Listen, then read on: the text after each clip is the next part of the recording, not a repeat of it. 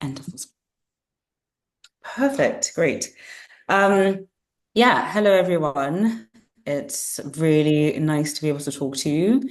I'm not in Ghana right now. I'm in Germany, but I know what Ghana internet is like, so I understand that we can't all have our video on because it's going to chop our data and it's very unstable. So I'm sad not to see your faces, but I understand why. And I hope the internet from my side is also stable. It's actually really not perfect here.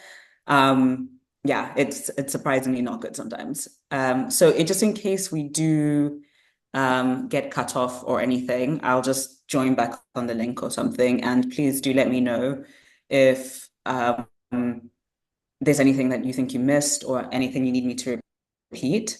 I have built in to this presentation some very specific time for breaks as well as for asking questions. But if you have a question at any point, please do feel free to, I think there's some button you can do to put your hand up, or you can just write a question into the chat or a comment into the chat. Um, and yeah, we'll just try and keep an eye on that for you. And I'm also going to do my best to try and keep an eye on the time, so that we can make the most out of this time. Yarn, let me see. Kweku. And then yeah, and Kweku, when I'm talking, sometimes I lose a little bit of track of what's going on.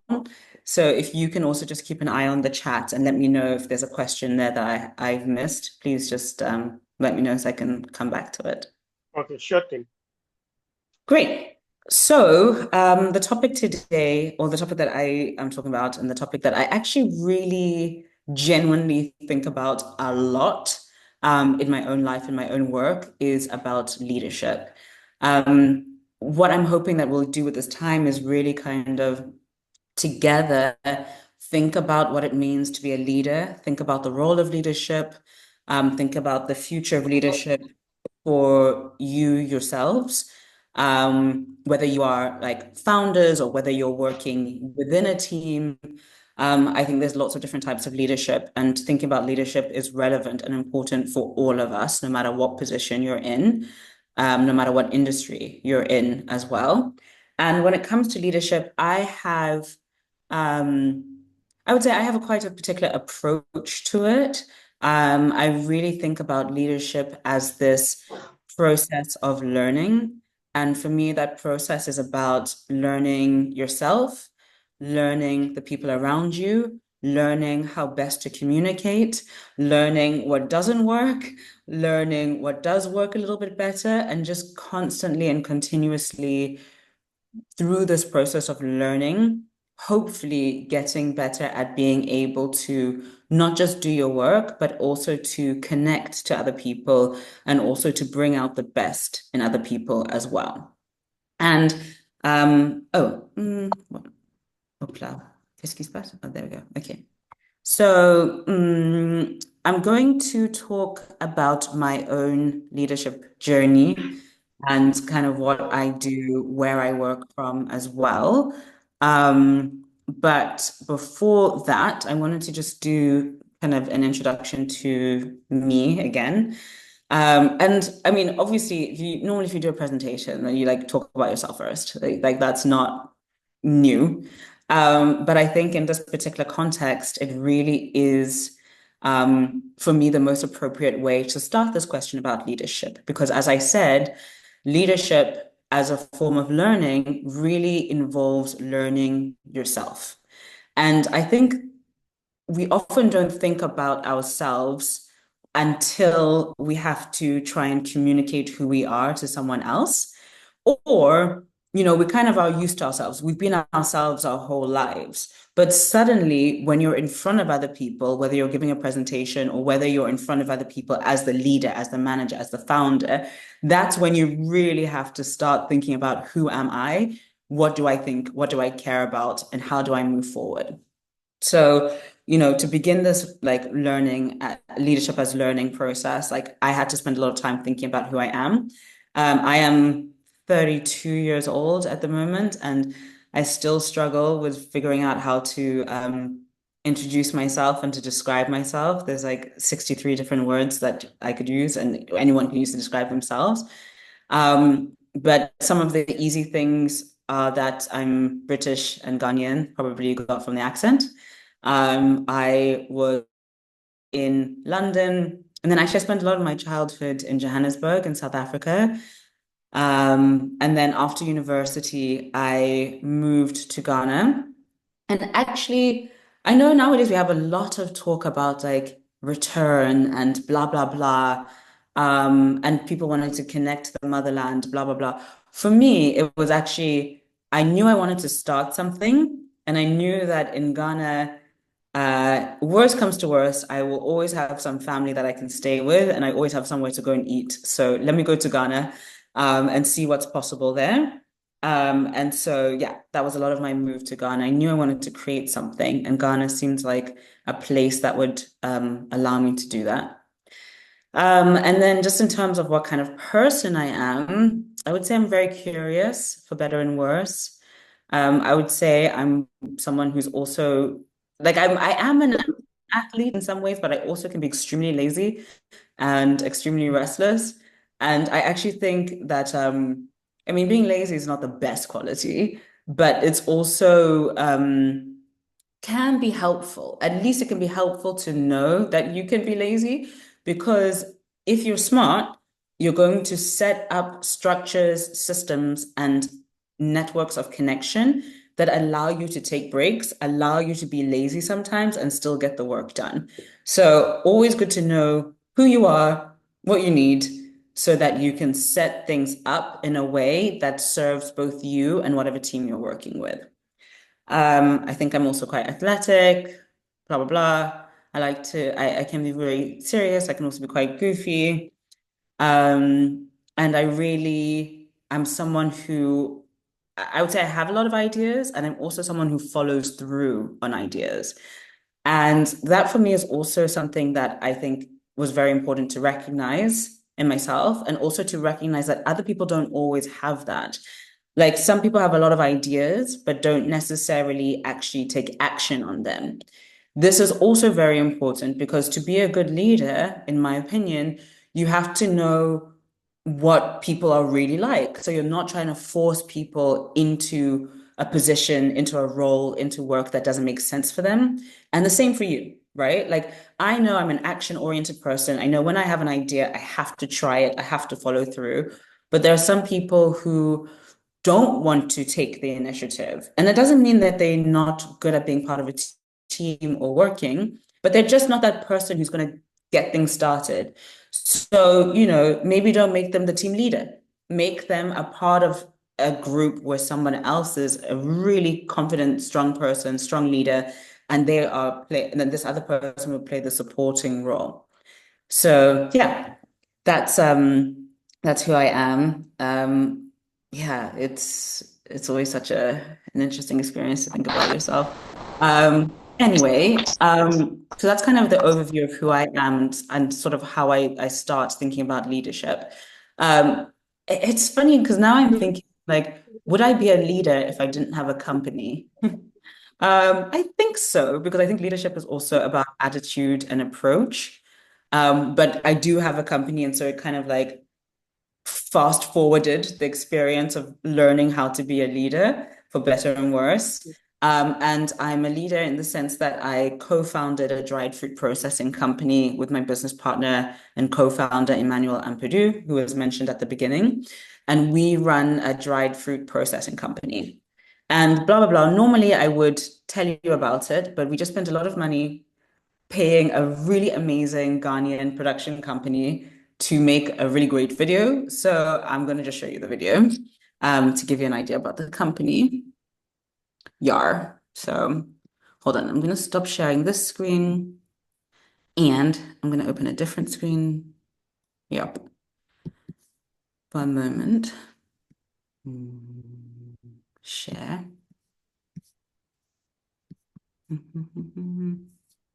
This is such an annoying screen. I don't know why they made my face in this position, the first image. It's like really annoying to me. Anyway, all right. So it's about a 5-minute video. Um, Please let me know if you can't hear anything, although Kweku and I just tested it and it was fine. So let's see. For me, it was just a question of how do we get there? I wasn't trying to do something impossible. There have literally been dried fruit companies that have existed before.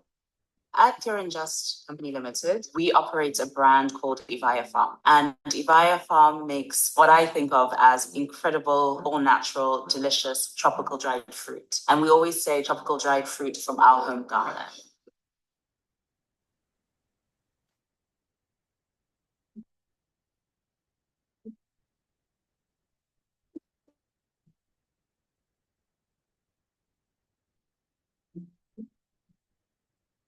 Wait, can you hear me? Can anyone hear me? Yes, really work closely Yeah. with farmers who are. Oh, wait, Kweku, were you just mentioning that or do you need something? Yeah, I was checking the sound because it seems I couldn't hear it on my end. Oh, can everyone else hear the sound? No. Oh, you can't hear the sound. Yes. Ah, interesting. Okay, let's go to the beginning. That's weird because we heard it before and it's up there. Okay, let me play again. For me, it was just a question of. Did you hear that? Yeah, I heard that. Oh, weird. Okay, I'm gonna play then and let me know if it goes out or anything. Okay. Should I start from the beginning then? Yeah, start from the beginning. Okay. How do we get there? I wasn't trying to do something impossible.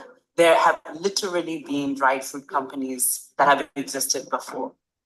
At Pure and Just Company Limited, we operate a brand called Ivaya Farm. And Ivaya Farm makes what I think of as incredible, all natural, delicious tropical dried fruit. And we always say tropical dried fruit from our home Ghana.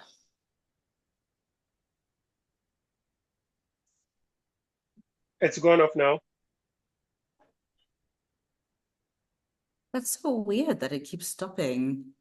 It stops after the part where you say Ghana. Right after Ghana, then it stops. Sure. Give me 1 second. Let me just try this exit full screen. The sound works, but the video is moving on. The sound works, but the video is moving on my end. Oh, that's you put that. Yeah. Um, this one more thing. Otherwise, I'll just have to send the video and then you watch it later. Oh, here, share computer sound. Oh, yeah. Okay. Let's see if this will work.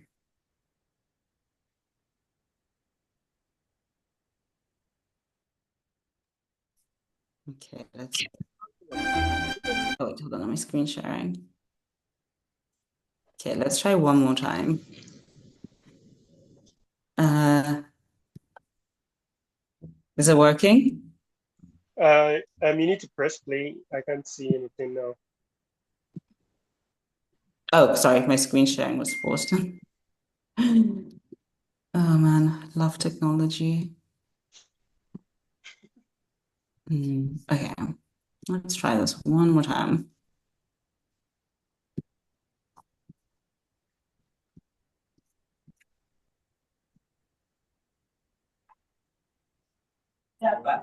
Okay, be on standby to tell me if the sound is working.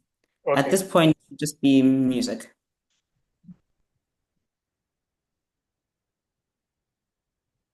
Can you hear the music? No. Really work closely with farmers who. Okay, never mind. Sorry, you guys, you can't watch the really cool, amazing video. I'll send it to you later to watch. Yeah, that's fine. It's not so crucial. It's just kind of a fun video. That's weird that the sound isn't working. Okay, let me try one more thing. Okay, anyway. Oh, I'm sad. Yeah, I'll just talk about it. Okay, I'm gonna have to find the presentation. Oh, mon Dieu. What an effort. Hmm.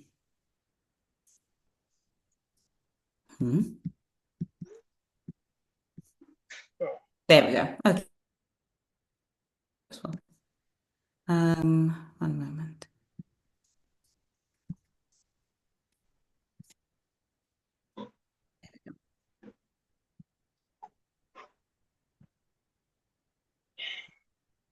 Okay, great. So can you see the presentation on the screen again? It should be like woman in the factory. yeah, I can see that. Great. Okay. So yes, I'll send the video to you later, but the long and short story is that Emmanuel and I co-founded Pure and Just in 2018. And in that time, we've grown from a team of, I always get the numbers wrong. I think it's about 6 people, including ourselves, to I think we are now in the peak season, we're 76 people now. Yeah, it's really big. And that's been a journey of about 6 years. Oh yeah, 2018 to 2024, that's 8 years. We've grown a lot, as you can hear. And that growth has included being able to process a lot more fruit. We've changed location 2 times. We're now in our own factory, which is very exciting. And it's also included like big changes to our team. So, for example, before we were all like, 6 people and then, okay, maybe 10 people, but a very small team. Everyone's doing a little bit of everything. We did have sort of like leadership and then like most workers, but it was all mixed up. And I would say one of the biggest difference now is that we actually really have more of a structure to who's doing what and much more of a structure in terms of, I really don't like using the word hierarchy, relevant in terms of like who makes certain decisions. And actually, hierarchy is something that I really want us to talk about today in terms of where it is and isn't relevant to our idea of leadership. But yeah. Oh, actually, I should tell you what the business does specifically. Basically, in our business, we process fresh fruit into exotic dried fruit products. So very specifically, we get fresh fruit from the farmers, mango, pineapple, pawpaw, and banana. We bring it to our factory site, and then we peel it, cut it, slice it, whatever you want, dry it, package it, and sell it. Sell it both in Ghana and now abroad. So, great. What is leadership? For this part, I want to spend 5 minutes just giving people time to type in the chat room for this presentation your ideas about leadership, like just one sentence about what you think leadership is. Right now, yeah, perfect timing. It's 2:25, so at 2:30, we will discuss the different suggestions that have been made. So to do that, I'm going to go into the chat.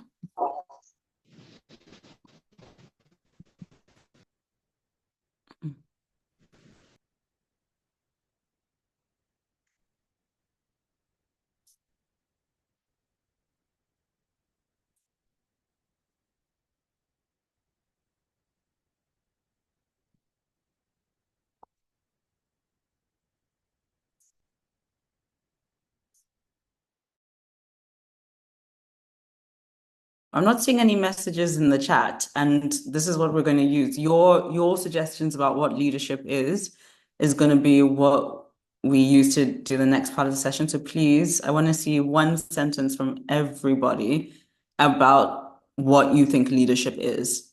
If you really want, it can even be one word, but there's 25 of us in this presentation. There we go. Thank you, Foriwa. I should see at least 22 more. I'm taking Kweko and myself out because we've already talked.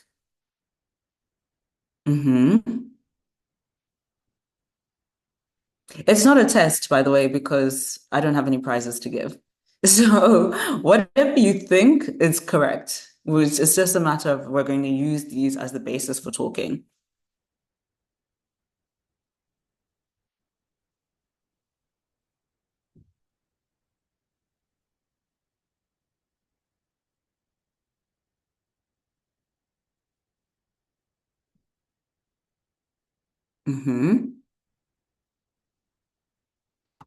Okay, I'm waiting for Vivian, Nina, Rhoda, Kwesi, Samuel, Essie, Bless.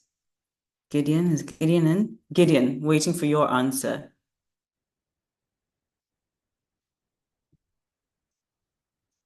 Nancy, waiting for your answer as well.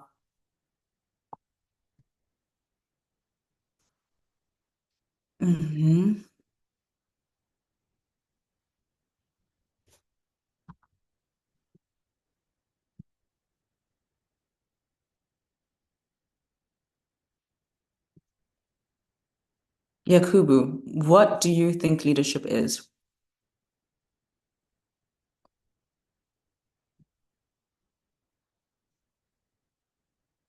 This is when we get to see who's actually in the call and who's not in the call. Thank you, Essie Victoria. Thank you, Rhoda. Okay, got 2 minutes left, everyone. Beautiful.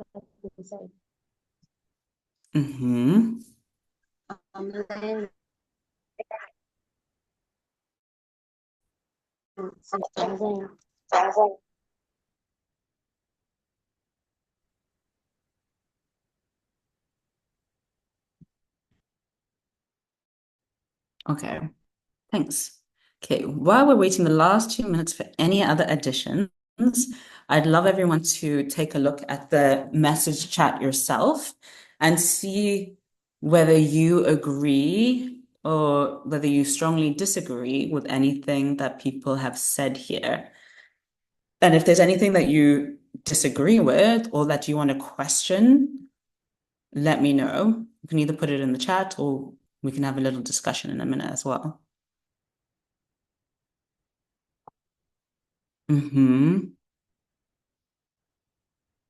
These are all very interesting answers that I think are all relevant.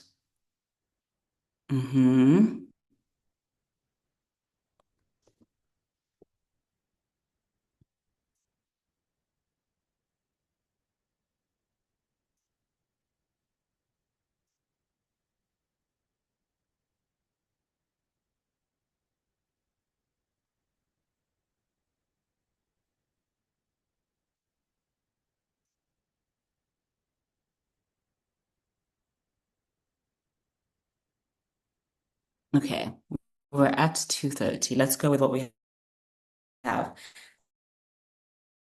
So yeah, thank you for in that short activity. I mean, literally the whole point of us to be on the call together today is to think about what leadership means. So if you feel like you really don't have an idea of what leadership is, hopefully by the end of this call, you will have an idea of what leadership is. And if you feel you do have an idea of what leadership is, hopefully by the end of this presentation and this discussion, you'll have an even more complicated or developed or even just interesting idea of what leadership is. So what I'm going to do is just read through some of the answers here and then offer some of my own thoughts. And then if anybody else wants to vocally share something they think was very resonant, very correct for them in what they read, I'd love to hear that. And if someone thinks that there's something that they really, as I said, I'm not sure about or want to question, I also want to hear about that too. But first, I'm just going to read through some of what people have. Leadership means having a decisive ability. Leadership is the ability of an individual to lead, influence, or guide other teams. Leadership is a mindset and behavior that aligns people in a collective direction and enables them to work together. Leadership is taking responsibility and making decisions for a group of people. Leadership is the ability to motivate individuals to achieve a goal. Leadership has to do with ruling. Leadership, uh, leadership means having the capability to assist and instruct people on a topic by exhibiting certain values that you yourself have, and then influencing others to do the same. Leadership has to do with authority. Leadership, for me, is an inherent or learned ability to lead others, guide, or influence the actions of others. Leadership means guiding, influence people towards a common goal. Yeah, thank you all for sharing that. I mean, I think that what we can see from everyone's answers is that leadership is something that happens in connection, in relation to other people, right? You can lead yourself, but when we think about leadership, it's about what is my relationship to the people around me. And when it comes to a work environment or specifically to an agribusiness environment, which is specific for us, it's about how do I relate to these people in a way that allows us, as some people have said, to move towards a common goal. So I think that, all of us understand that there is an element of guidance. It's like there's one person or maybe two people or maybe a team, but let's say one person for now, who is able to have an idea of the destination and the journey to get to that destination. And that leader is also responsible for, or let's say plays a role in helping other people see the destination, believe in the destination, and then take that journey together to get to that destination. Let me tell you something. In theory, this sounds so easy, so clear, so practical. In practice, it is very, very, very difficult. Every single person has their opinion about how they think something should be done. Every single person has a slightly different vision. We all have a different perspective about the world or things. We're literally existing in different bodies. So to try to come together to believe in one goal, one destination, and one general way of getting there is extremely difficult. So this is why being a leader is a very challenging thing. I think one of the interesting elements of what I've gotten from your responses is also this idea of control, authority, and someone even said ruling other people. Before I offer my opinions on that, I wonder if anyone in the group has a thought to share about the role of authority, ruling, and the word control when it comes to leadership.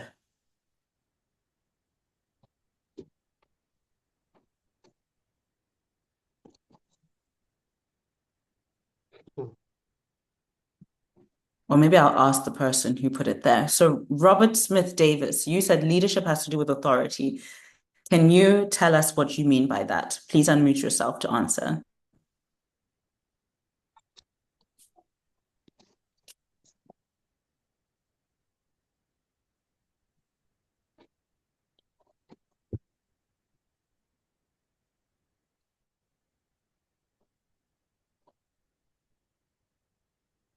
Oh, I don't know if Robert is talking, but we can't hear. Or maybe Samuel, you said leadership has to do with ruling. Can you talk about what you meant by that?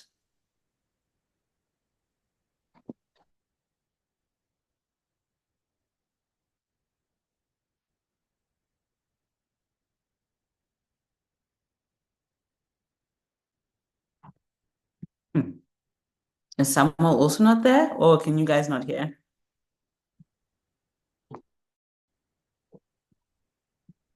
Oh, did he even drop off? Interesting. Okay. Let's try one other one. Robert was like he's trying to unmute, but it's not working.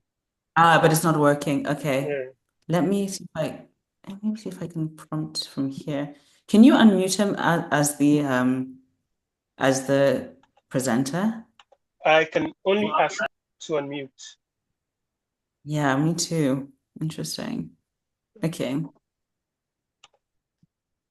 Sorry about that, Robert. Okay, let me.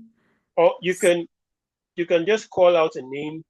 I'm sure they are Yeah, all focused here, so you can call out one of them to yeah. answer the See what question. they say. Yeah. Okay.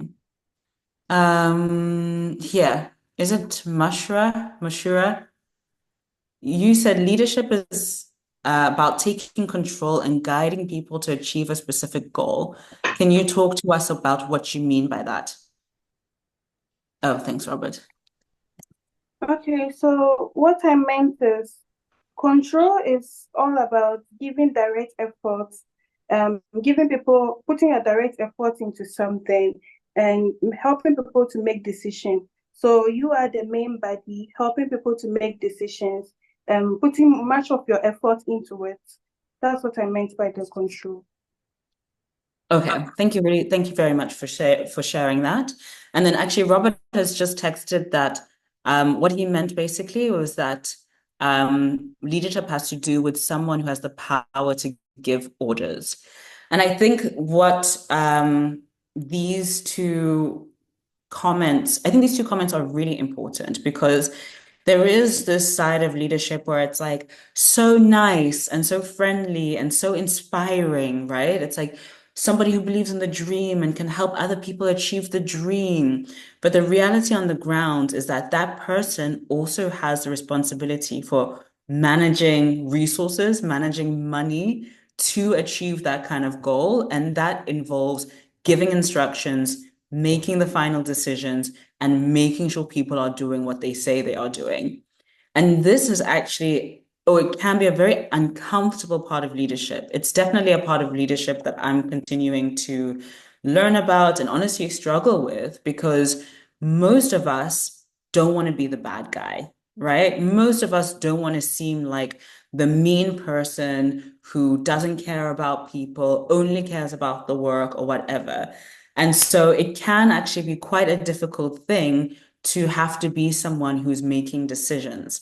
Because again, not everyone is going to understand your decisions. Not everyone is going to agree with your decisions. But as the leader, as the one who's kind of holding the dream, the destination, you have to be ready to make those hard decisions, to give instructions, in fact, to give orders to people to help the company, the team to get to that position. So this is a part of being a leader that I don't love, but it is an important part.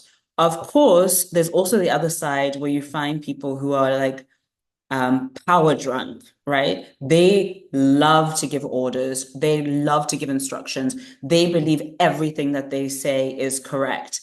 That also is not necessarily an effective strategy for leading people because, at least in my experience, people don't respond well to that. If you just come in, and do this, a lot of the time they are probably not going to do it. I know for me, I'm someone who like I just don't follow rules just for following rules' sake. It's just not something I do. And actually, I'm sure people have commented behind my back and to my face that I'm like somehow too known or like precocious or something. But for me, I literally cannot do something if I don't understand why I'm doing it. I cannot just follow orders. Actually, I've had a lot of back and forth with the police because because they were trying to say something to me, and I'm like, if you don't explain it to me, I'm not gonna do it. I just cannot do it. Just you might as well take me to jail because I'm not gonna do it.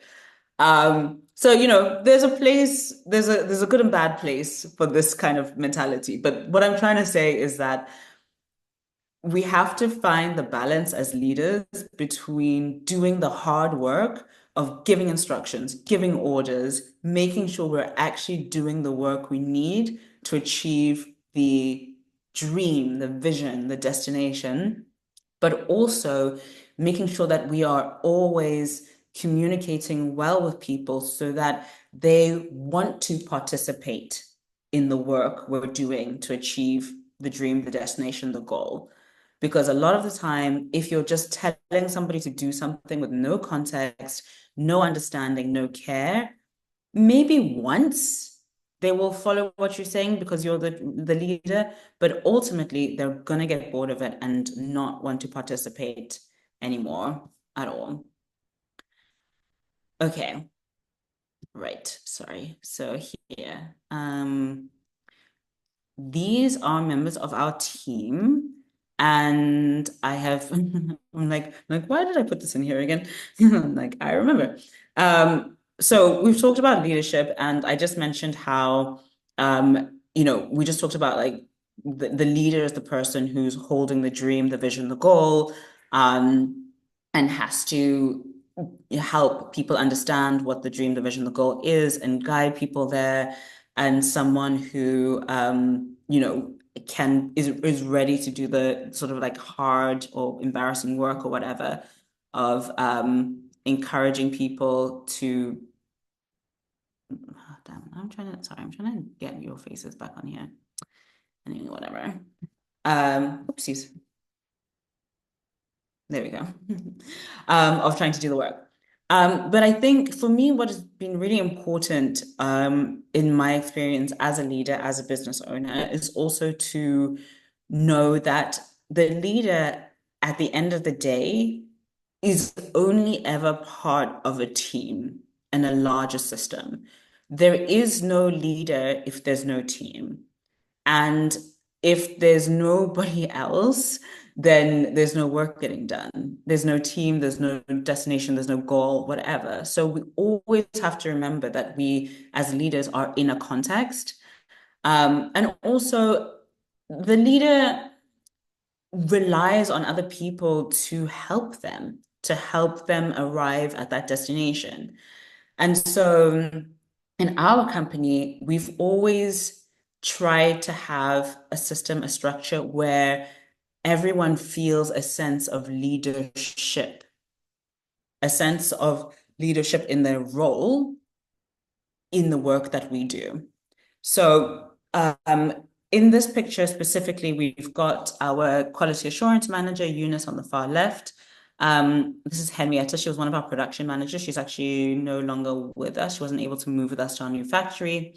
In the middle is Emmanuel Ampadu, who's my co-founder. And then on the far right is Alice, who is our packaging supervisor. And I bring them on the screen because it's easy for me here in front of you to be like, I'm the leader of this company. But these people are a very key core component of our team. And I have to make sure that I'm working in concert with them. I'm working closely with them to be able to achieve what we do. So Emmanuel, who's pictured here, is the person I co-founded the business with. And inevitably, as the people who've been in the business the longest, as the people who have put, I don't know, the most amount of time into the business, as the people with the most experience, as the people who have taken on the most risk with this business, we are at the top of the hierarchy. And then we have, especially now, we have several managers as managers and supervisors who then also manage their particular departments, and then they manage the heads of departments, the supervisors, the managers, then manage the production officers who work here. The reason I'm always hesitant to say this word hierarchy is because it is very important to me and also to Emmanuel that we are not doing an old style of business where we are just telling people what to do and there's no dialogue, there's no communication, there's no interaction. We don't believe in that. We don't believe it's effective. We also don't believe it's respectful because everybody has something to offer. Everybody has some expertise. I actually prefer it that the people I hire are more experts than me in their roles. That to me actually makes way more sense. They should be better at their job than I am at their job because I'm not an expert in that. And so if you want somebody who's an expert in that job, you also have to respect that they are the experts there. And so we want to make sure everyone is working to their best ability. Everyone feels like they are championing the work that they do. Everyone owns their job, owns their role, owns the outcome. And so even though it is necessary, I would say, to have very clear decision-making trees, decision-making systems, we still want to be able to say, like, okay, how do we create a space for dialogue? How do we make sure that people feel that they're still actively participating in the work that we do and in moving the business forward? And I'll say this too, right now we're in a pretty decent position as a business. We're growing, we have more international sales, we've secured grant money, we're getting money from sales as well, international, we're getting euros, we're getting dollars, but we still don't have that much money compared to how much we need to spend to make the business function. And also there were many, many, many years where we really didn't have much money. I mean, I'm telling you, like, even recently, honestly, where it's like, wow, we have 100 cities in the bank. And in 3 days, I have to pay salaries. We have 100 cities in the bank and I have to pay for packaging. We have 100 cities in the bank and I have to pay for fruit. There's these times where it is very difficult and you don't have the money. And those are the times where you need your team to be with you for more reasons than money, because as for money, money is not there. So if you actually respect your team, if you actually have create a situation where your team feels like they are also leaders, feels like they also have ownership over what they're doing, if you're the kind of leader that truly can inspire people to believe in the vision and in the business, they will also give back to you and they will hopefully maybe stay with you even when it's difficult and when you don't really have money immediately. So this is for me like part of this whole leadership thing. And I'll try and give more and more concrete examples as we go along.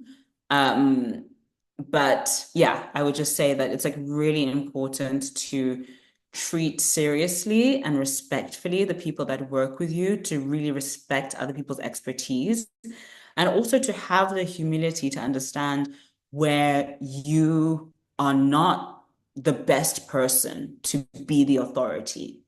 Yes, we discussed authority and it's important and we have to, it's comforting to people to know that there's a decisive person, but we also need to know where are the appropriate boundaries for our authority. And like I said, there's some things where I'm like, you know what, I'm not the best at this. I need to ask one of my team to take the lead on this. Or like I had an idea, but my quality assurance manager said, hey, actually, I think this other thing is a better idea. I'm not going to pretend I don't have ego. That's a better idea. But then I take a minute, I do some breathing, and I'm like, okay, actually, she's the expert in her field. I should actually hear what she has to say, take it seriously. And if her idea is better, then I should go with it. It's not by force that we have to do what I say just because I'm the quote unquote leader. So this is, I think, something important to keep in mind as we're thinking about how do we want to structure teams, how do we want to structure businesses in a way that has a leadership structure, but also allows people to feel that they are not being treated like robots or like dirt, that helps them to feel like I'm in themselves, that they still have an active role in the business as well. Okay, we're going to take a break in a few minutes, but I was wondering if anyone, oops, that was a direct message, by the way. If anyone has any questions or any thoughts that they want to share before we go off, please feel free to type it out or to unmute yourself and ask. The questions can be about my work. They can be more about leadership. If there's anything that I've said so far that you don't understand, let me know. I want to give a few minutes to just yeah, make sure that we're sort of all of us engaging.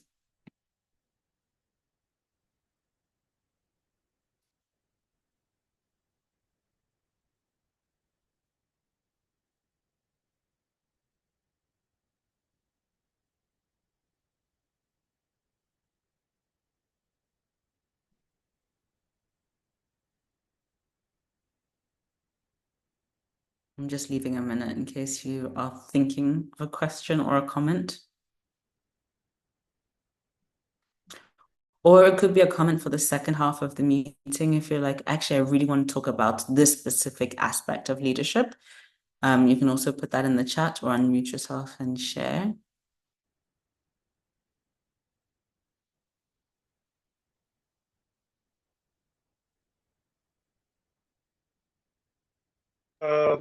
Hi, Beth.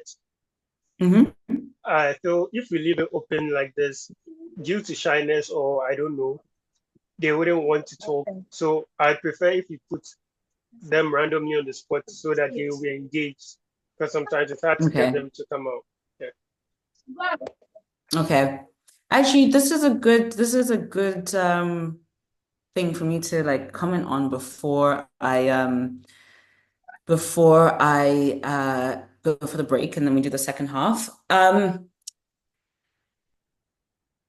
This is very interesting for me. I'll say over the last few years, I've had to really take time to think about whether there's certain aspects of leadership that you're just born with or whether you develop them. And I have to say that it's with most things, it's a combination, right? So if I consider myself a relatively good leader, hi Nancy, thanks for this question. I'm going to just quickly finish my point and then I will answer. I'll give you some room to talk. If I consider myself a fairly good leader, at least in my ability to give instructions and present my idea, partly it's my personality, but partly it's because you have,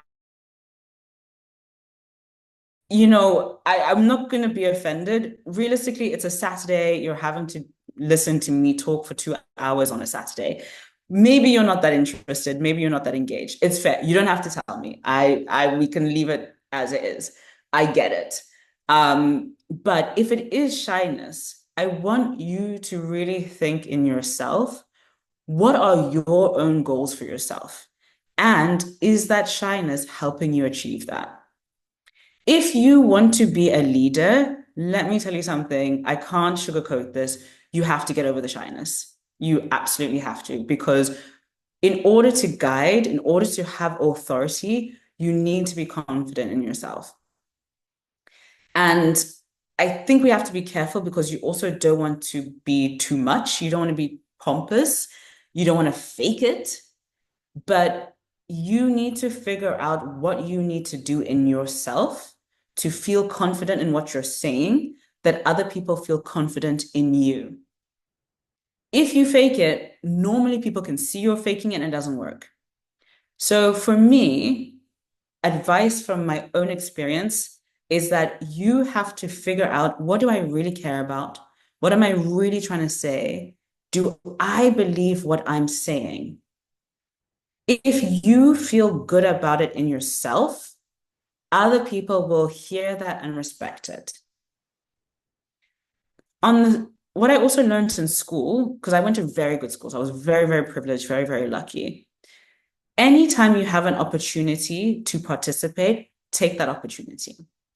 Anytime I go to a talk and they say, we're passing around a microphone, who wants to ask a question? I always ask a question. I have to figure out how to question to ask. You need to get out there and participate. You cannot be a leader if you are waiting for instructions. That is the definition of not being a leader. That's my 2 cents. That's my 2 cents. But all of that said, you guys might not actually be shy. You might just not be interested. That's also fair. I'm just here to tell you what I have to say for 2 hours, and then, it's up to you. We're all living our lives. That's all. Yeah, sorry. Nancy, I think, had something to say. Yes. Can you unmute yourself and ask or say? Okay. Hello, Yvette. Hi. My question is, how do you stay motivated as a leader, especially during tough times, times that you don't feel so confident, you feel like this decision you are making, you don't have so much confidence in it, but you have to give people orders. There are days that you don't feel too good. So how do you stay motivated? Thank you so much for that question. That is a fantastic question. I will answer this question and then we'll take a break. If anyone else has fantastic questions, put them in the chat and we'll come back to them after the break. But Nancy's questions, how do I stay motivated? And definitely, how do I stay motivated enough to inspire people? This is a fantastic question because it's an opportunity for me to remind everyone, including myself, that I'm just a human.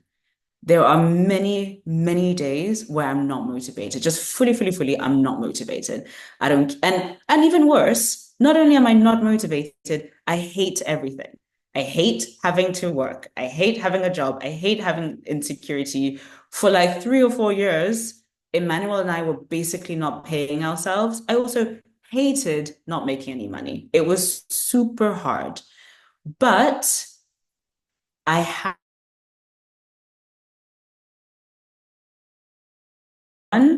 I knew what I was trying to do was not impossible. And I knew it was not impossible because they have literally been, I'm saying exactly the same thing I said at the beginning of the video.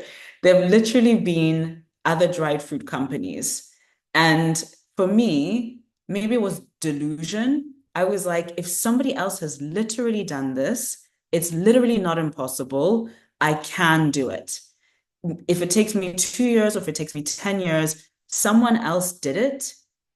They are not better than me. They're just another human. It can be done. So I knew no matter how bad it is, I just have to do it. The second thing was I really believe in the work that I'm doing. I don't believe the work I'm doing is amazing, but I believe the work that I'm doing is important. I know that by me making an effort, I am creating jobs for people. That is like a buzzword that we say. Anytime you see a grant application, I'm making a job, I'm making a job. But when you actually see with your own eyes that somebody is getting paid because you woke up and did your job, that someone can pay school fees, that someone can travel, that someone can eat because you made an effort, it's hard not to take your work seriously after that.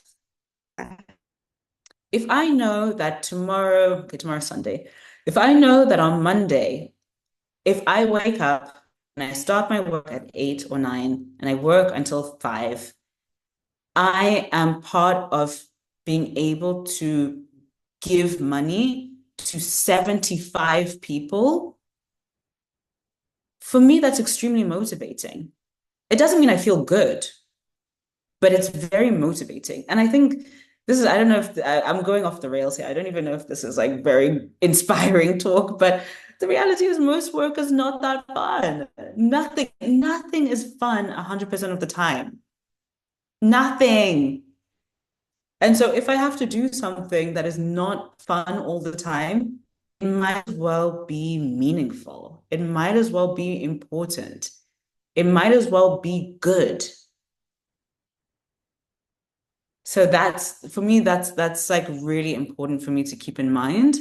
And then I just try and be honest with people. I try and be honest with my team. I say to them, listen, it's not by force to do this work. Any of us can leave at any given time. The reality is, even as much as I'm creating jobs, like people can find a job elsewhere. It's about how we come together, how we make each other feel. I'm like, here's my vision. Here's what I believe in. Here's why I do it.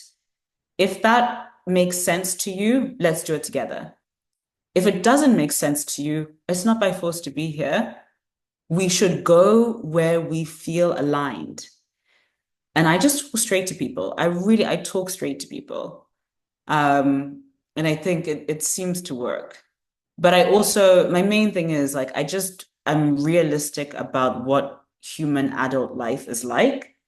And from that foundation of reality, then I do what I need to do. I hope that answered the question a little bit. Yes, thank you. Sure. Oh, okay. One last thing. I also don't, I don't love working for other people. So I'd rather struggle in my own thing, and be able to have some of my own freedom than be in a boring job where I'm just part of a machine. So that also keeps me motivated. Okay. Yeah, let's take a 10-minute break. Or maybe 8 to 10 minutes. Be back here by 3:10, 3:12. I'm going to mute and take the video off, but I guess the call will be on. As I said, please, if you have any more questions, every question is fantastic, but Nancy's was especially fantastic. Please put them in the group chat. All right. Okay, so quick, I'm turning video off and audio off for now.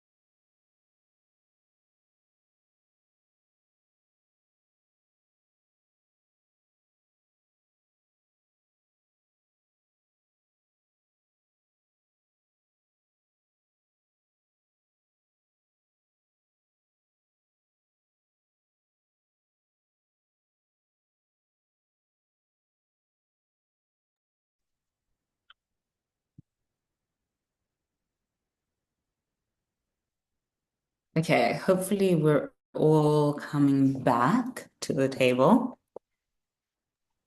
I hope so. I hope everyone is coming back and hasn't left their phones or laptops away.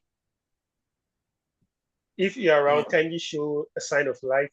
It can be a text or unmute and say hi, and let's resume. Hi. Hi. We are still alive. Hi. Hi. Great. Hi. Okay, that's great. Hi. That's awesome. That's a very fun activity. We should all say hi. Here's the chat. Great. Good. Mashira has a hand raised. Do you want to say something? No, sorry, it was a mistake. Okay, sorry. Yeah. Okay, great, cool. So welcome back. I hope that quick breather was helpful to everyone. Yeah, so just kind of so much has been said, and as I said, please at any point raise your hand to ask a question or put a question in the chat. And Kwek was desperate for me to call you out, so I have to call someone out soon. I got to follow those instructions. But yeah, if you yourself have something to say, please bring it in. But yeah, returning to the major point at hand, what is leadership? I think we've talked already, or I have talked a lot already about kind of thinking about the leader, how we understand the role of the leader, how the leader kind of relates to other people, and specifically in the business or agribusiness setting, how the leader relates to the other people in terms of bringing everyone together to be able to achieve a specific goal. We've talked about that leader needing to inspire people.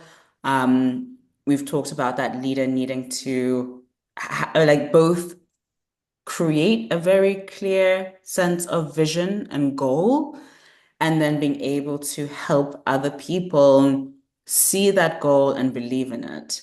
And then we also talked a little bit about the less cute, less pleasant less nice sides of leadership, which is about giving instructions, making sure people are doing what they say they're going to do, making sure that work actually gets done so that we're actually moving forward together in order to get closer and then hopefully eventually achieve the goal that we're all setting out to achieve together. So yeah, I would say that's kind of like the basis of the leadership. What I would like to talk about in the next section is kind of, okay, what does that leadership actually look like in practice, right? Like we've talked about maybe more of the intangible aspects of leadership, or the more sort of like internal aspects of leadership. Now we want to say, okay, like what does that actually look like in practice? And what I'll do is I will talk about kind of the different elements I see as leadership, and then also try and give concrete examples from how it plays out in an agribusiness, and specifically my own agribusiness. I hope it's not too annoying or too like egotistical or self-involved to keep using it, but I think that the point of you guys in this youth and food program is because you are interested specifically in food business. So I'm hoping it's relevant. Yeah, so again, this idea of leadership, we all have an idea of it. We've already shared some ideas of it.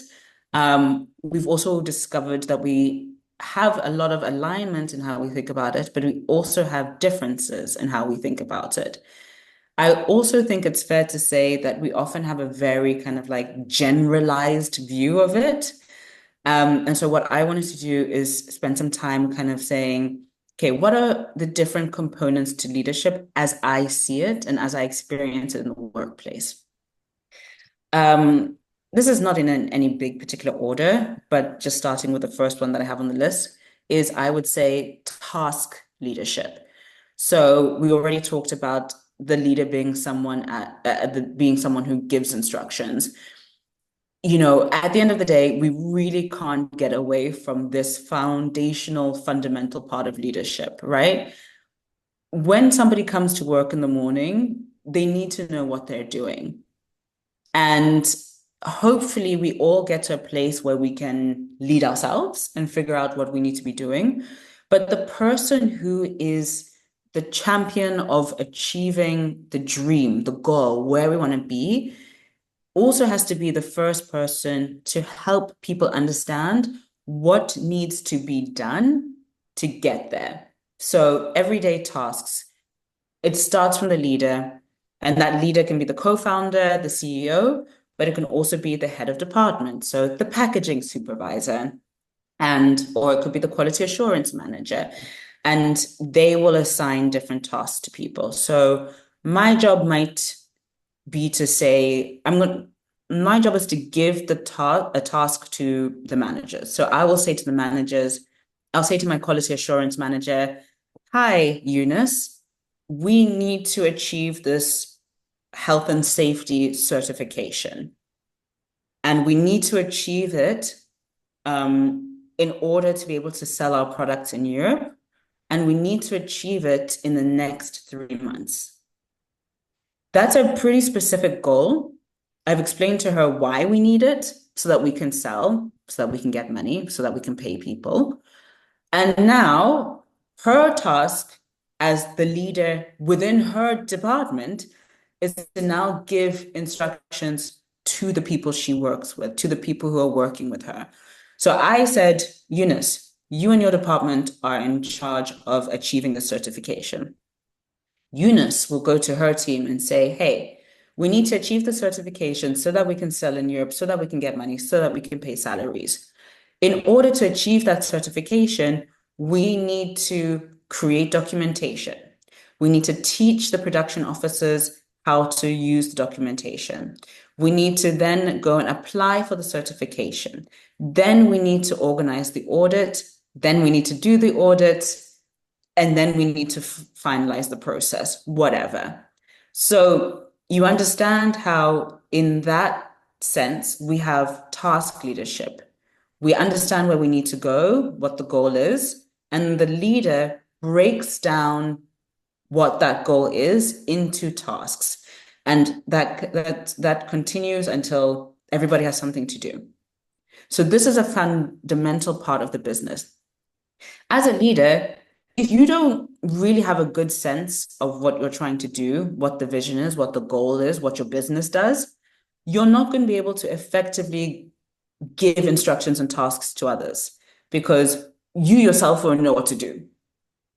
And also, if you are not clear on what needs to be done yourself, other people are not going to feel confident in you. We actually had this recently in our business, right?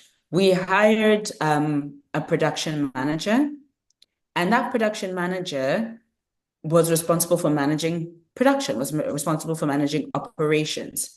But there were two main issues for him as a leader, at least as I saw it.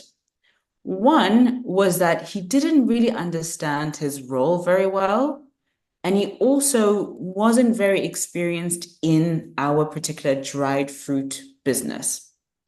And because he didn't understand his role very well, and because he wasn't really familiar and up to date with the business, even though he said he wasn't able to really figure out what needed to be done. And because he couldn't really figure out what needed to be done, he wasn't actually very good at telling other people what they needed to do because he himself didn't know. And people really want someone to be confident. We don't want people to tell us what to do, but we want someone to be confident and guide the way, right? Most of us have respect for our teachers. Most of us have respect for our parents or whatever, because we look at them and we're like, you know what you're doing. So if you tell me something, I trust you. If somebody doesn't trust you, if somebody feels like, oh, I don't think that this guy can really do it, then they don't listen. And that is what happened. He wasn't able to give good instructions. And also, people were not confident in him. And so they either didn't do what he said or they didn't listen to it. And he could tell. He could feel and say, oh, people are not respecting me. They're not respecting my authority, this word authority. But the lesson that I learned and the lesson that I also shared with him was that authority is not something that you just get. And even me, as the co-founder, I also can't automatically give it to you. I can say to people, hey, this is the manager. Please listen to him because he's the manager. But if you yourself can't inspire them to be confident in you, it doesn't matter what I say. People's real feelings will come out and they're not going to respond to you. So when it comes to leadership, the good thing and the bad thing, the good thing and the difficult thing is you get feedback. You get feedback. You'll know whether you're a good leader or not, you will know. You will know. And I have it too. There's times where I'm like, oh, today was not a good day. And I know. Even if people don't say to me like, Yvette, you're a terrible leader today, tone of voice, attitude, blah, blah, blah, blah. I know when I'm not a good leader. And it's very painful and embarrassing, but that's what you got to do. You just kind of, we're not perfect. Not every day is going to be perfect. But if you keep trying, at least people can respect that. Okay, the next part of leadership, I would say, is strategy. So task leadership is like day-to-day, what do we need to get done? Between 8 a.m. and 5 p.m. today, what do we need to do? Strategy for me is about the bigger picture, right? Like I've kind of been saying, like the vision, the goals. When we are all in our day-to-day, it can be very hard to understand the bigger picture of why we're doing it. Even myself, I get very distracted doing the finances or making payments or whatever. But the role of the leader is to say, hey, I'm going to take a second. I'm going to step away from the craziness of each day's activities and think, in 2 years, where do we want to be? In 5 years, where do we want to be? Even all of that aside, why are we doing this? Why are we in a dried fruit company? These are the questions that the leader needs to be asking so that they can keep making sure that they're building the goal, the strategy, once you've asked yourself, why am I doing this? Why are we doing this? And then you get an answer. Then you say, okay, in 5 years, where do we want to be? Then you get an answer. Then the role of the leader is to say, okay, this is how I propose that we go from where we are today to where we want to be in 5 years. And I say propose because, again, the kind of leadership I'm interested in is participatory leadership. Not completely, but like I'm gonna talk to my team and say, what are your guys' goals? What do you think we should do? What do you think are our company values? That for me is strategic leadership. Then there's emotional leadership. And this is something that I thought I understood. And the last 6 months have taught me that I was on level 1.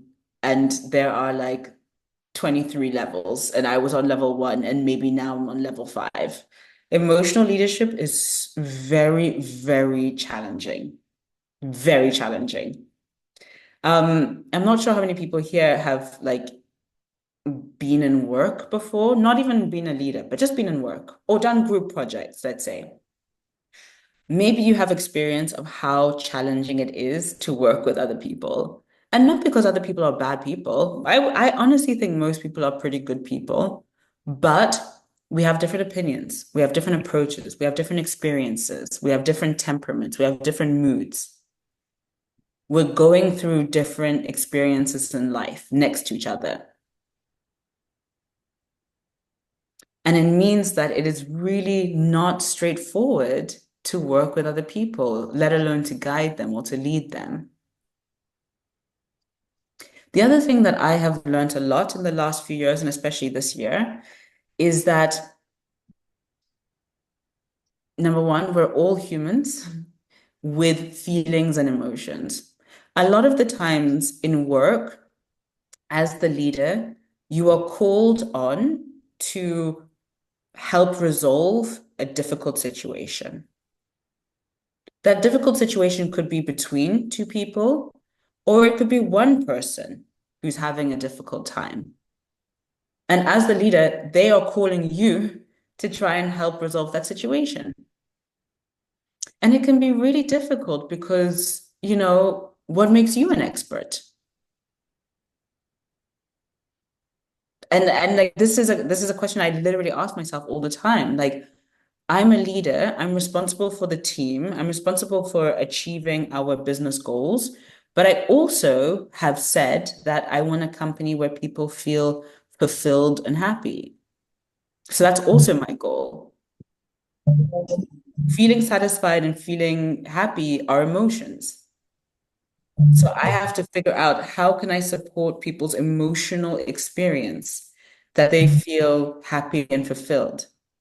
It's not a straightforward thing at all. We're also a young team, youth-powered, which also means that a lot of people are trying to find their way in the world. A lot of people are figuring out who they are. A lot of people have not had work experience elsewhere before they started working with us. And so now as a leader, I'm trying to guide people not only in their professional life, but also to some extent, I'm having an impact on their personal development. And for me, it's a very strange position to be in because number one, I'm not that much older than the people I work with. And number two, I'm very aware that I'm not an expert. But the way I understand leadership is that I try, I make an attempt. I understand where we're trying to go, both in terms of business and finance, but I also understand emotionally what experience we're trying to have. And then what I can do is attempt to help us go from where we are to where we want to be. And when it comes to emotional leadership as well, part of me recognizing that I'm not an expert is very quickly, as fast as we could, we hired an HR. We hired human resources because those people are the experts, at least when it comes to managing employee well-being and relationships between each other. So again, like as a leader, knowing that you have a role beyond money and sales and finances, knowing that you're going to have an impact on people's feelings, knowing that you might be asked to help with a situation, and also knowing where you need to really get professional help and like not attempt to do it yourself. Yeah. Then there's also intellectual leadership. I mean, all of these are related, but the way I think about intellectual leadership is about ideas, how we are thinking about what we do, right? Strategy is how, like, where are we going? How do we get there? Tasks is what are we doing every day? Emotion is, as we're doing all of this work, we have our feelings about it. For me, intellectual leadership is saying, how do we have new ideas? How do we think about things in a different way? How can I open up your mind to learn something new? How can I support your critical thinking? For me, that's also the intellectual leadership to say, hey, hey, hey, apart from filling these forms and packing these dried fruit, how do I help us all grow mentally, become smarter? How do I hold us all to a high standard so that we are becoming smarter, cleverer as people, more effective, more interesting? For me, that's also a part of the leadership. And then finally is learning, which is, as I said from the beginning, for me, the basis of leadership is learning about yourself and making conscious decisions based on knowing who you are, learning about other people, and making decisions that support other people for who they are, where they are, to be whatever version of themselves they want to be. And then also learning about different strategies for getting the work done. And also learning what works and what doesn't work when it comes to people. Whew. Okay, I just talked so much. So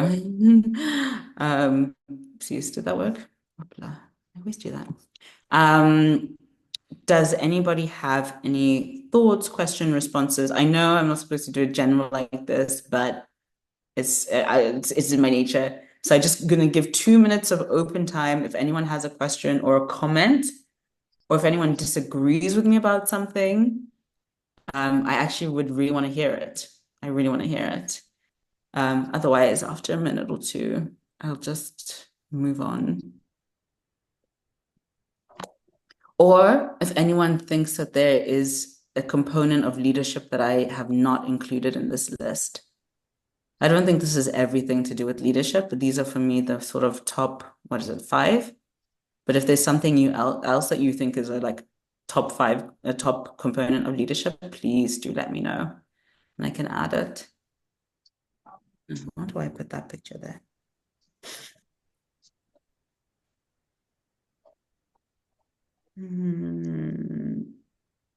Hi, Miss. Hi. Yes. Sorry, Yes. who's talking? Yes. I just this place. I just want to recommend you on the aspects where, as a leader, you also see to it that your subordinates' growth is also very, very important. I think I just want to recommend you on that particular one. Oh, thank you. Who was talking? Was that Bless? Yes, yes, yes. Oh, okay, cool. Great. Yeah, oh, thanks. I appreciate that. I'll talk about that in a second, but could you just give me like 1 or 2 sentences on who you are? Have you worked in before? What's your educational background? I'm just curious.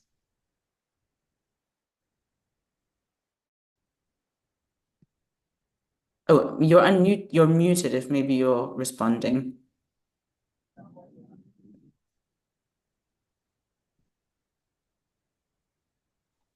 Oh, Hello, Bless. Okay. Bless? Oh no, just when we got him talking. Okay, don't worry. But yeah, no, I appreciate that. Okay, Anastasia, thanks for raising your hand. I'm gonna quickly respond to Bless's comment and then I'll come to you. Oh, are you back, Bless? Yes, yes, please, can you Okay, hear yeah, me? I just wanted one or two sentences on who you are, whether you've worked already in a business or what your educational background is a bit. Yes, yes. So currently, I completed University of Ghana 2 years ago.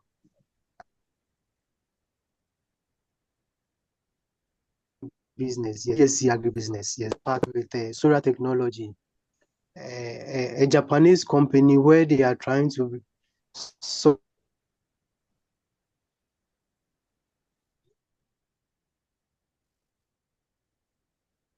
Um, the problem of malaria through muddy areas.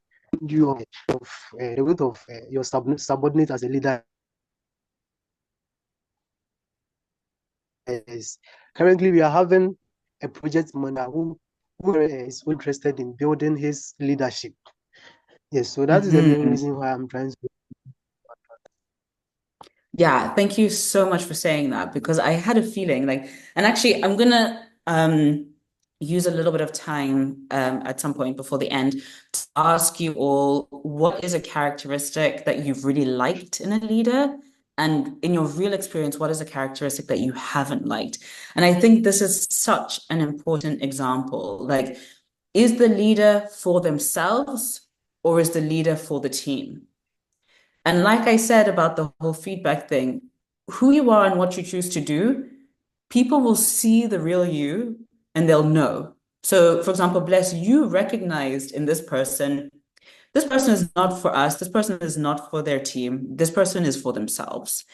And when you see that, I don't know about you, but it doesn't inspire me to work with that person or to try my best because I'm like, I'm just here to make them better, but not in a way that feels good, in a way that feels like I'm just serving their need.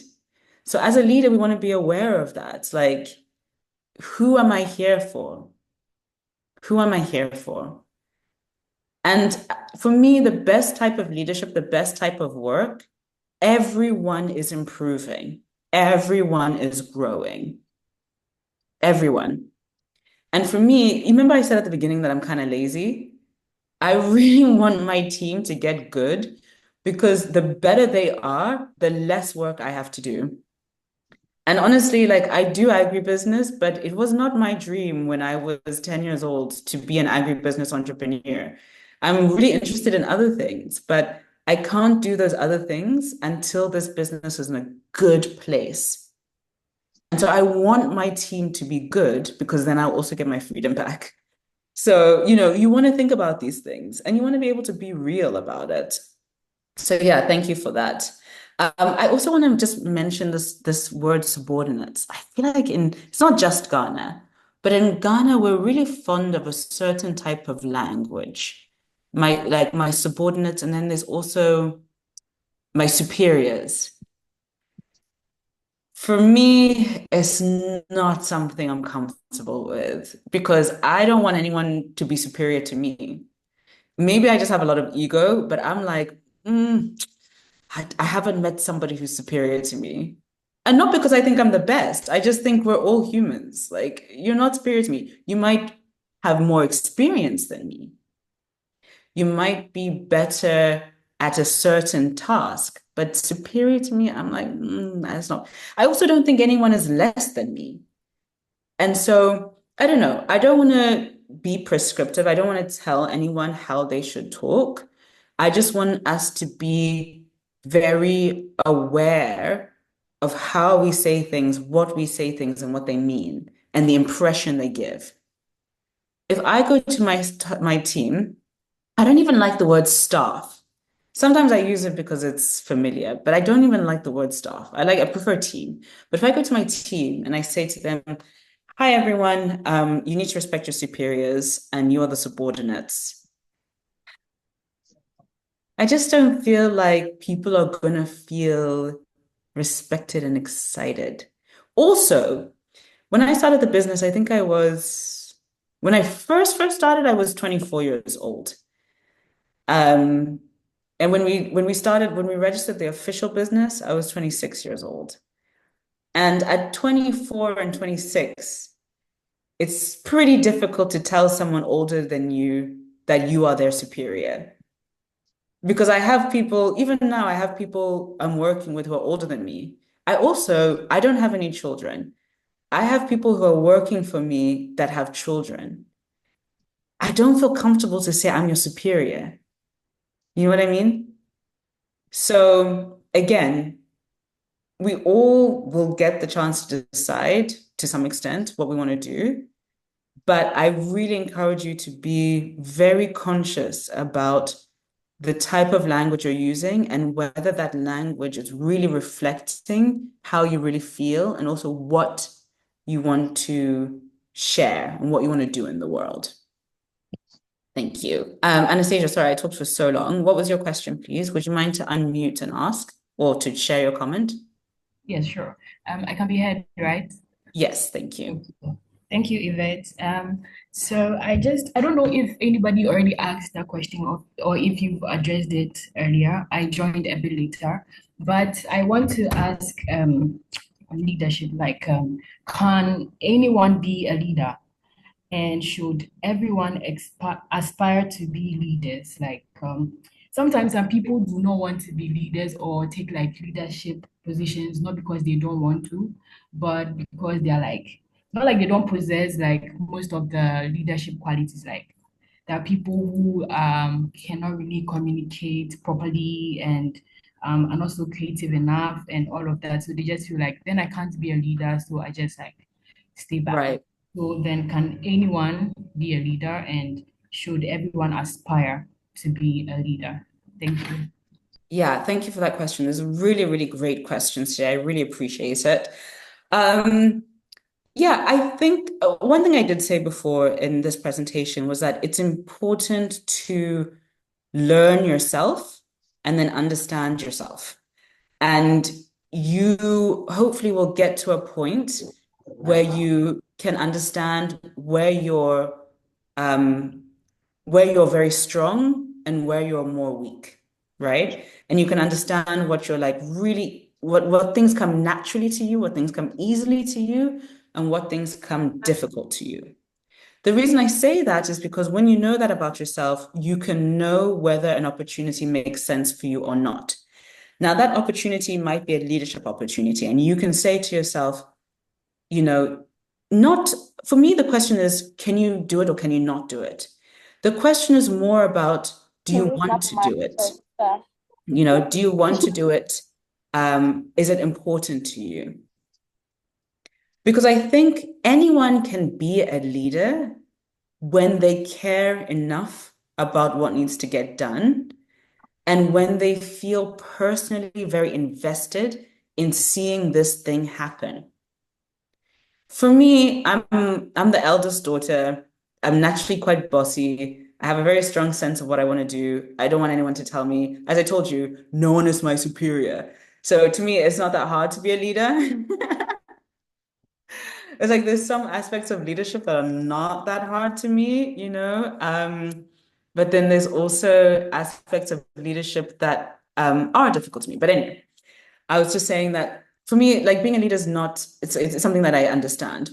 There are other people who might not seem like leaders, who might be naturally quieter. Naturally, they're more the person who listens. Naturally, they want to like really learn something before they do it. That doesn't mean they can't be leaders. It just means until they find that thing they really care about and motivates them, being a leader is not the priority. It's not the priority. I think that we are ready to step into a position. Let me say this. The leader is the one who is the champion of making that thing happen. If you care about that thing happening, I really believe you will step up into whatever personality you need to make that thing happen. If you don't really need that thing to happen, then you're not going to be pushed, motivated to make it happen. I think the most surprising people can be incredible leaders simply because they really, really cared about getting that thing done. But again, I don't necessarily think everyone should aspire to be a leader in the conventional sense of the word. Because if everyone's a leader, it's going to make work kind of difficult. Everyone wants to give instructions. Who's listening? So I think, it's not about in every situation you have to be the leader. No, I think it's about understanding, do I need to be a leader here? Do I want to be a leader here? Do I feel motivated to be a leader here? And also understanding that leadership is not this fixed personality type or a single opportunity. I think leadership is relevant to a situation, a moment, and a goal. And so, whatever your relationship is to that goal, then you know how to position yourself. I think what's more important than anyone specifically trying to be a leader is rather people making sure they understand why they are doing something.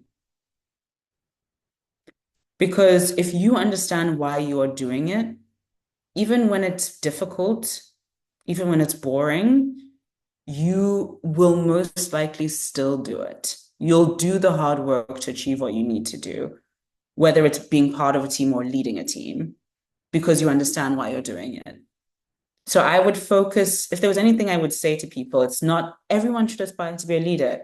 It's rather everyone should aspire to know why they are doing what they are doing. And also everyone should aspire to do something that they believe in. We don't always get the chance because of life circumstances and the economy and whatever. But if you have the chance to choose to do something you believe in, that to me is really of the most importance. I hope that answered the question. Some kind of. Yeah, thank you very much. Sure. Is it Peterina or Foriwa? Yes, Yes, please Katrina. feel free to Yeah. ask. Petrina, please feel to ask your question. Yeah. Please, this is just a random question. Mhm. I just wanted to know from your point of perspective, how do you tell between confidence and being proud? Because sometimes both of them are mixed. And especially, let's say you are a leader and a number of your subordinates are quite older than you. Mhm. How do you tell that, okay, at this point, maybe it's pride, it's not confidence, so let me manage it this way? How do you tell? Mhm. Yeah. Thank you for this question. For anyone who maybe didn't hear too well, because it's a bit quiet, how do we tell the difference between confidence and pride? And also, I think part of your question is, how do we navigate working with people who are maybe older than us, with regards to confidence and pride? The first thing I would say, which is kind of a like sideways answer to your question, is that how we are perceived by others is not in our control. And so I might feel that I'm just being confident, and someone might see me as being proud. And unfortunately, that is just the reality of the world and of life, that we can intend to be a way and somebody could interpret it differently. So I think there probably are many people who would judge me to say that in certain situations I'm very proud. I'm telling you, when I tell people about this, no one is superior to me thing, even my friends are like, oh my God, this girl. Like it sounds very proud, but I don't mean it that way. I really mean it in the most human way possible of all humans are equal. That's how I mean it. But it sounds kind of crazy and proud. And I have to just live with that. And for me, that kind of goes to the second part of my answer, which is you need to be able to tell in yourself whether you are being proud or whether you're being confident. And for me, that is the work, that is the internal work that we all have to do, and it's difficult. The way that I try and figure out whether I'm being proud and egotistical or performing or fake instead of being confident is that I look to myself and I say, what I'm saying, do I really believe it? Do I really believe it? Also, how do I feel when I'm saying it? How do I sound when I'm saying it? Like, hopefully, on this call right now, I feel like I sound like kind of relaxed. I feel like my heart is not racing. My heart is very normal. I'm smiling as I'm talking to you. You know, I feel relaxed. And that tells me that I feel confident. And I also know I can be confident about what I'm saying because this is my whole life. You know, I don't have to fake anything because this is literally what I have been doing pretty much every single day for the last 6 years. There's nothing I have to fake because this is my everyday. So everything I'm telling you, I'm also not, I'm trying not to give it as like, this is God's law. I'm trying to frame it as I'm sharing my experience. And if I'm just sharing my experience, what can I be wrong about? What can I be wrong about? Because it's what I experienced.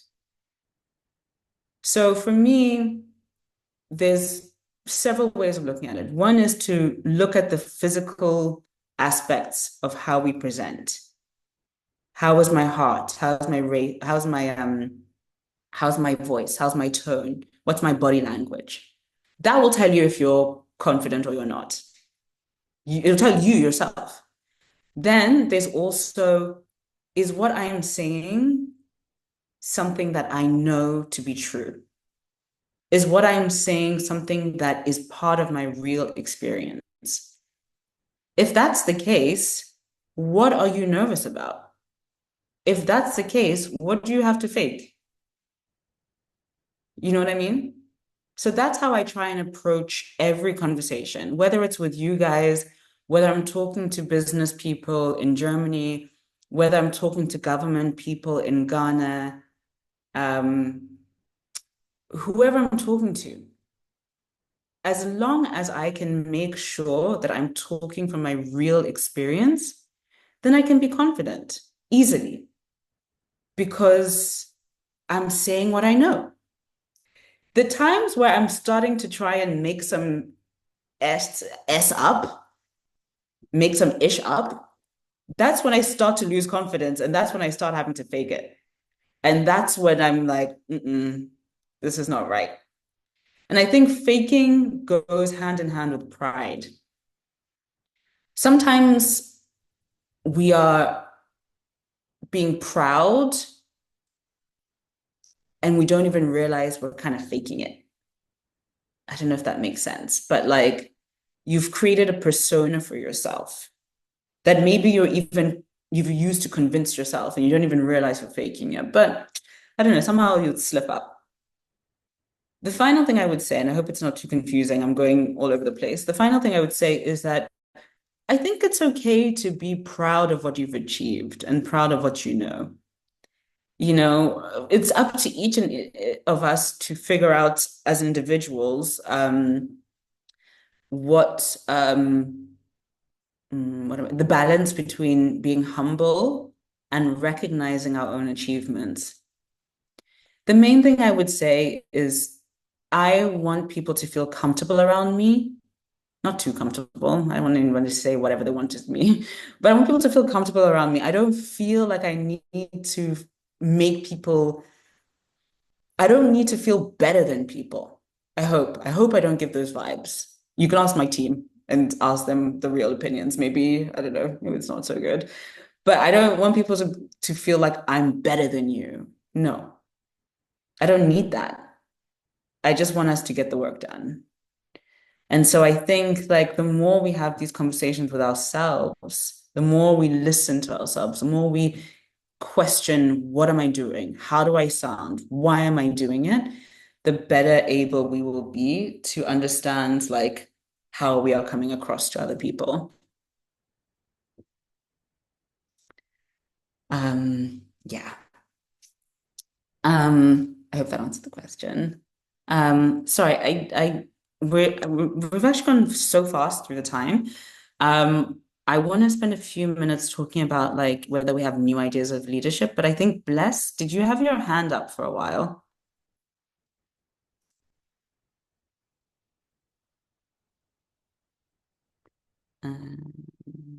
Okay.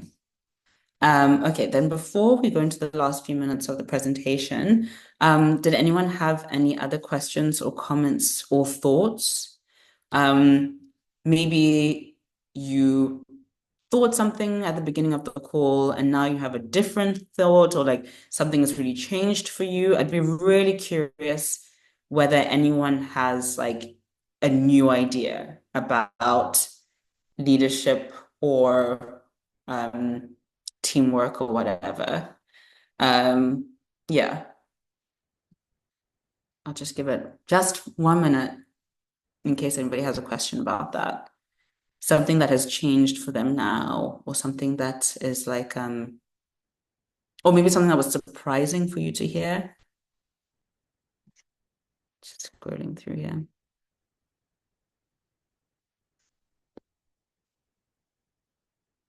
Okay, that's fine.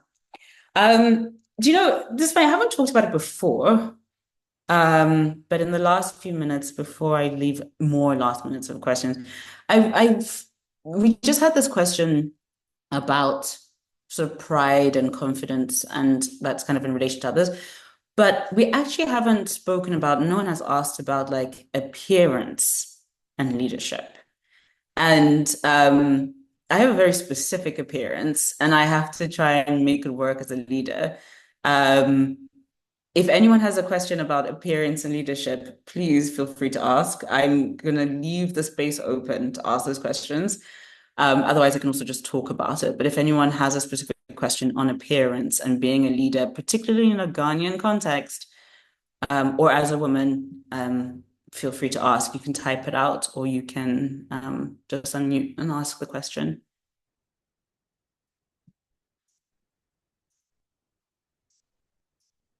Okay. All right, well, I'll just talk about it then. Yeah. So I think this is a bit funny because I'm like, okay, let me tell you about me. But I don't know if you can really tell in the video, but I have a lot of tattoos. I also have a lot of piercings. And it's been an interesting journey for me to be a leader, a woman leader in a Ghanaian context, as someone who also wants to be myself and express in my own way and in ways that feel natural to me. And you know, I always want to be careful the kind of thing I say to people, because I'm someone who has a lot of privilege. Like I grew up abroad, have a certain kind of accent. I went to a certain kind of school. So I'm already coming to the table with a lot of privilege. But I would also say that part of being a leader is believing in yourself, being honest, having integrity, being sincere, and pushing the boundaries to help everyone move forward.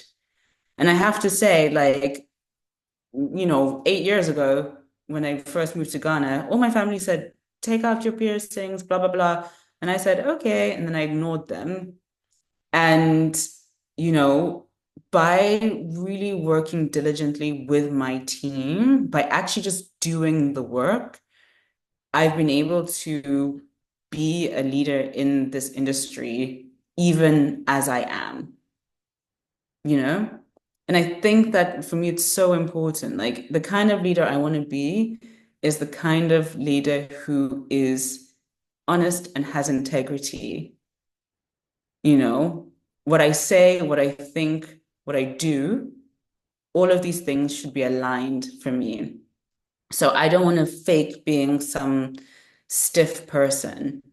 that's not who I am. So I'd rather try and figure it out how to be a leader in my way. And then also, like I said, and this is part of that intellectual leadership, is how can I expand ideas and expand experience for people so that it is more than just it's more than just business as usual, because that's ultimately like kind of boring. Okay. I'm just conscious of the time. We did start a few minutes late. Oh my God, look at all these breaks that we missed. Okay. Um, yeah, like I still want to try and just I know I keep saying to you guys, like, do you have any more time? But I don't know how often you get to spend time with like founders, and there's like some specific information that we have that you just don't have yet. So I really want to like leave time for you to ask any questions about like it could be specifics about like how do you like what are your communication systems, or it could be like, you know, whatever about leadership. I want to make sure I'm leaving time for that. And maybe we can have just like 5 minutes for that. Or any, again, also just comments is good as well. Thank you so far for everyone who's asked a question so far.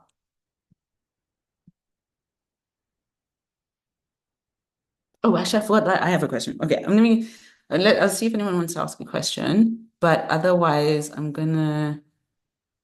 I'll finally do what Kwaku instructed me to do. Eunice. Um, Eunice Danso, I'd like to hear from you. What is there when you think about leadership, is there a leader that comes to mind, whether it's a parent, a teacher, a manager? Who is that person? And why do you think you really liked them as a leader?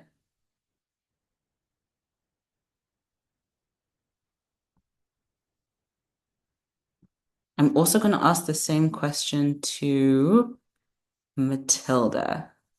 So Matilda, prepare yourself to answer. Eunice, we're waiting for your answer.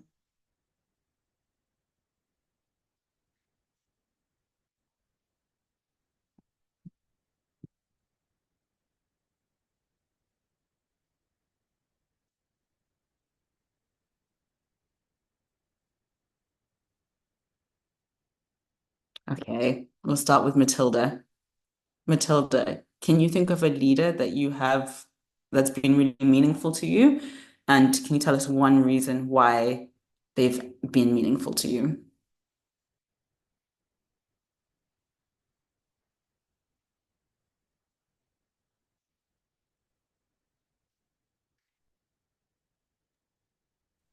Okay, so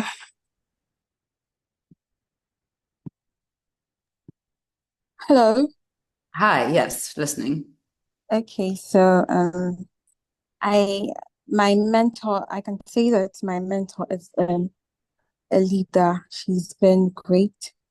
She's been helping me achieve my goals. So yeah, she that's what I can say for now. Okay, great, thank you. And how is this mentor in a professional capacity, or where did you connect with them? Yeah, we met in this YPF cohort. She was assigned Okay, for me. Yeah, she was assigned okay. for me. Great, yeah. And I mean, I think that's something that like was it Bless who also mentions like we appreciate leaders who support others, who support us, who support others. And I think that's a really good um thing to keep in mind. Okay, one more. I want to hear from someone who's had a leader that they did not appreciate and why. Who has had a leader that they did not appreciate, maybe they did not like, and why? I think I'll ask Michael Dembo about that question.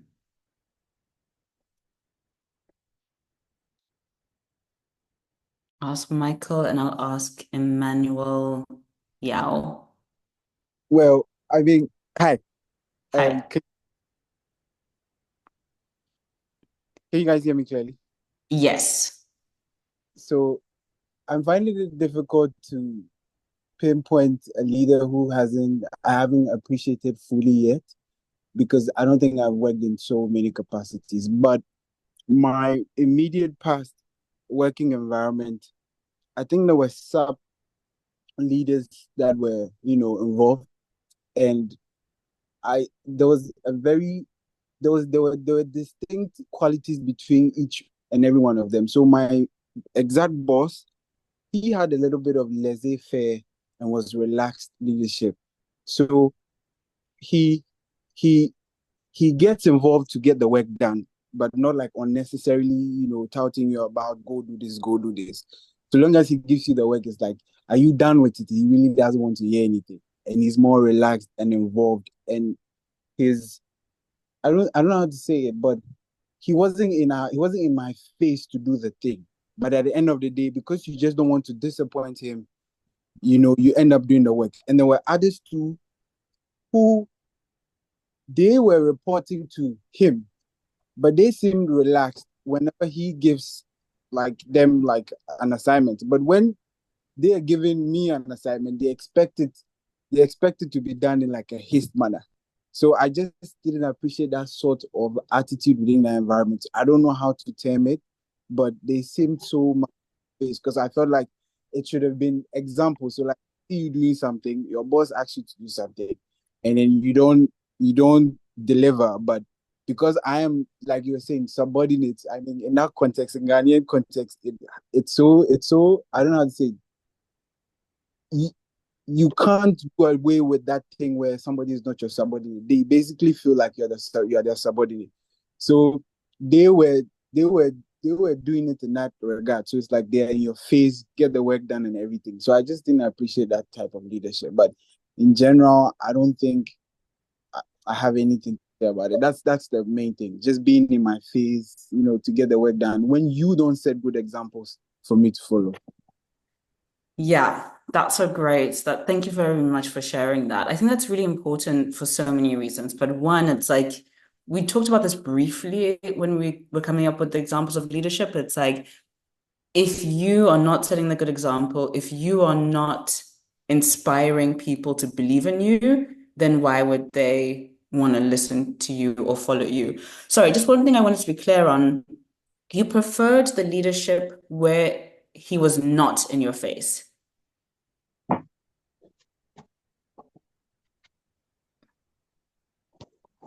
Michael? Yes. Can you hear me? Yeah. So you preferred the leader who gave you the freedom to do what you wanted? Yes, especially yeah. That's what I mean. But not in a sense that I could do anything, but he was Yeah. just the most important things. Yeah. Yeah. So Yeah. That's a really good point. Yeah.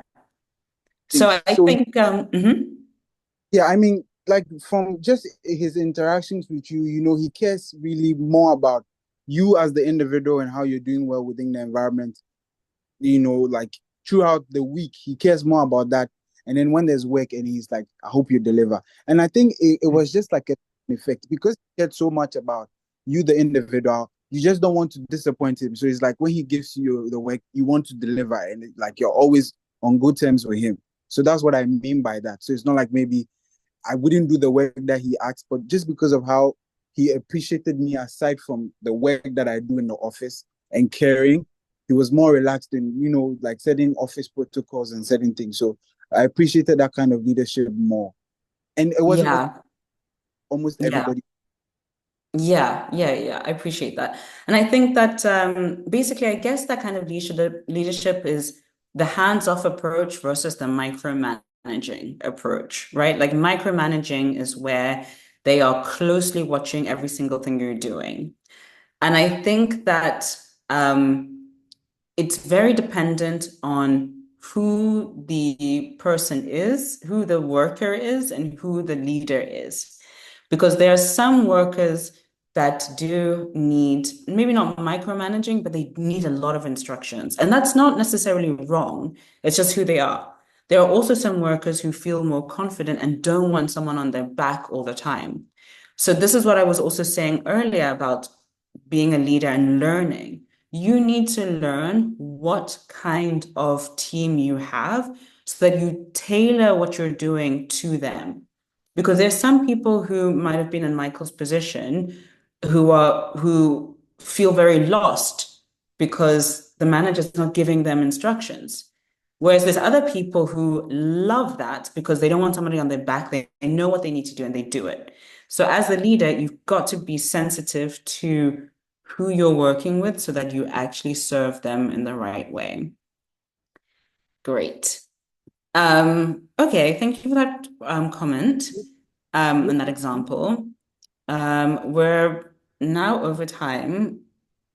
If there's any last question, please feel free to ask. Otherwise, I guess we wrap up. That went so fast. Hello, Miss Yvette. Yes. Yes. I'm back once again. Okay, yes. Hi.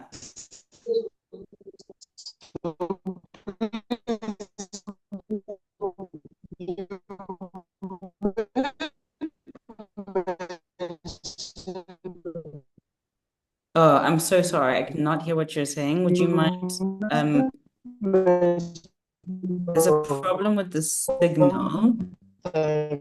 You have to be careful with the kind of words you use for your leader. I think it's a network problem. Yeah. But I don't know. My network wasn't responding anymore. So I want to Hello, Bless. Hi, Bless. We couldn't hear you. I think you have a network issue. Can you very quickly type your question into the group chat?